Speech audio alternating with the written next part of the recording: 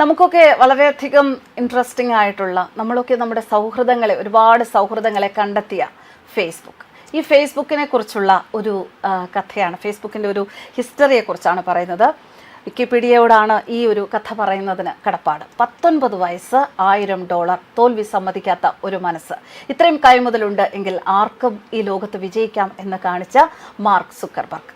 നമ്മുടെ ഫോണിലെ ഒരു ചെറിയ നീല ഐക്കൺ, ഇതിൽ നമ്മൾ വിരലൊന്ന് ടച്ച് ചെയ്താൽ നമ്മുടെ മുന്നിൽ തുറന്നു വരുന്നത് ഒരു വെബ്സൈറ്റ് മാത്രമല്ല, മറിച്ച് ലോകത്തിൻ്റെ ഏത് കോണിലും ഇരിക്കുന്ന ഒരു വ്യക്തിയെ, ഒരു സുഹൃത്തിനെ, ഒരു അപരിചിതനെ ഒക്കെ മനസ്സിലാക്കി നമ്മുടെ ഹൃദയത്തോട് ചേർന്ന് വെക്കുന്ന ഒരു ഫീലിങ്സ്. ഫേസ്ബുക്ക് എന്നാൽ കൂട്ടായ്മയാണ് എന്ന് നമ്മൾ പറയുമ്പോൾ ആ വാക്കുകൾക്ക് പിന്നിൽ ഒരു കഥയുണ്ട്. ഭൂഖണ്ഡങ്ങൾക്കപ്പുറം വേർപിരിഞ്ഞു പോയ ലക്ഷക്കണക്കിന് മനുഷ്യരെ വീണ്ടും ഒരുമിപ്പിച്ച സ്നേഹത്തിൻ്റെ ചരിത്രം. ഹാർവാർഡ് സർവകലാശാലയിലെ ഒരു ഹോസ്റ്റൽ മുറി, ഈ ഹോസ്റ്റൽ മുറിയിൽ നിന്ന് തുടങ്ങിയ ഒരു സ്വപ്നമാണ് ഇന്ന് ലോകത്തെ ഒന്നടങ്കം ഒരു കുടക്കീഴിൽ ആക്കിയിരിക്കുന്നത്. ഈ കഥ തുടങ്ങുന്നത് 2004 ഫെബ്രുവരി 4-നാണ്.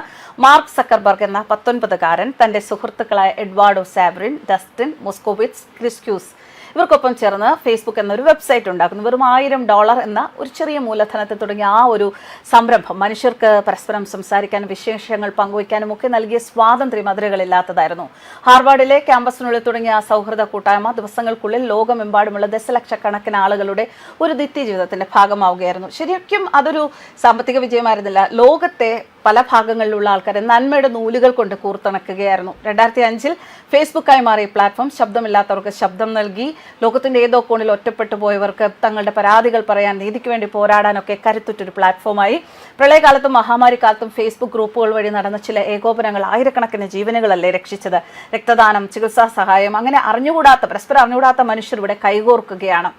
2026-ൽ എത്തി നിൽക്കുമ്പോൾ അത് വെറുമൊരു സോഷ്യൽ മീഡിയ അല്ല എന്ന് ജനം അറിയുന്നു. അത് മെറ്റ എന്ന ബൃഹത്തായ ലോകത്തിന്റെ ഭാഗമാണ്. ചെറുകിട സംരംഭകർക്ക് തങ്ങളുടെ ഉൽപ്പന്നങ്ങൾ ലോകത്തിന് മുന്നിൽ എത്തിക്കാനും വീട്ടിലിരുന്ന് വരുമാനമുണ്ടാക്കാനും ഫേസ്ബുക്ക് നൽകുന്ന അവസരങ്ങൾ ചെറുതല്ല. ലക്ഷക്കണക്കിന് കുടുംബങ്ങൾക്ക് അന്നം നൽകുന്ന ഒരു പ്ലാറ്റ്ഫോമാണ്. ലളിതമായ ഒരു വെബ് പേജിൽ നിന്ന് വീഡിയോകളിലൂടെയും ലൈവ് സ്ട്രീമിങ്ങിലൂടെയും ഒക്കെ ലോകത്തെ തത്സമയം കാണിച്ചിരുന്ന ഒരു ജാലകമാണത്. ഓരോ വിരലടയാളത്തിലും പുതിയ അറിവുകളും സൗഹൃദങ്ങളും തേടിയെത്തുന്ന വിജ്ഞാനകോശം എന്നൊക്കെ ഇതിനെ വിളിക്കാം. സമ്പത്തിന്റെ കാര്യത്തിൽ സക്കർബർഗും ഫേസ്ബുക്കും വല്ലാത്ത ഉയരത്തിലാണ്. 2024 കണക്കനുസരിച്ച് സക്കർബർഗിന്റെ ആസ്തി $200 ബില്യൺ മുകളിലും മെറ്റയുടെ മൂല്യം $1.5 ട്രില്യൺ അപ്പുറത്താണ്. ഈ സമ്പത്തിനേക്കാൾ സക്കർബർഗ് എന്നാൽ വിലമതിക്കുന്നത് മനുഷ്യർക്കിടയിൽ ഫേസ്ബുക്ക് സൃഷ്ടിച്ച ബന്ധങ്ങളെ തന്നെയാണ്.